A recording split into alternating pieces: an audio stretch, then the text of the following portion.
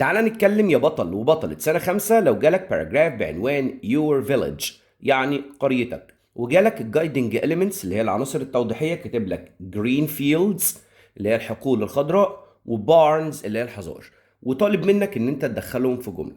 طبعا your village يعني قريتك، هقول له اول حاجة ان انا بعيش في قرية صغيرة. I live in a small village. I live in a small village. أنا بعيش في قرية صغيرة، وخد بالك تقول a small village مش small village من غير a، لأن village دي مفرد. وأبدأ أوصفه أقول it's very quiet. It's very quiet يعني إيه؟ إنه هادئ جدا. I live in a small village. It's very quiet.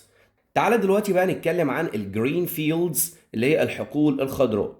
طبعا حقول خضراء انا الانجليزي مديني there are و there is، دي حاجة جميلة جدا، يوجد على طول. there are يوجد green fields. الله على الجمال، انا كده ما تعبتش نفسي، انا كده جبت جملة سهلة جدا. there are green fields. there are green fields، اوعى تقول there is لانها جمع. وابدا ادخل بارنز كمان اللي هي الحظائر.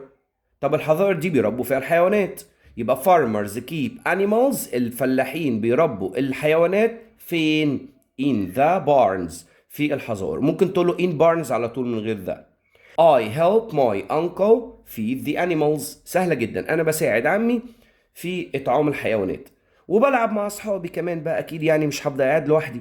I play with my friends، أنا بلعب مع أصحابي. الجملة دي سهلة جدا، وبصوا بتقولها في كل حاجة.